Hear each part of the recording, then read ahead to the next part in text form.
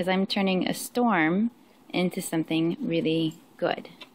Because he's really nervous with storms. And so, even if he doesn't get it off his nose with his tongue, he's going to start associating a smell with something really yummy.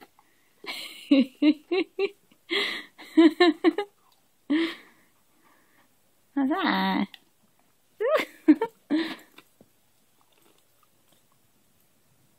There's a thunder. Got a piece of hair in your eye.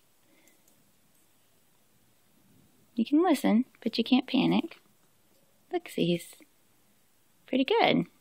Very good. The shaking is stopped. Oh, he can listen. That's normal reaction for a dog.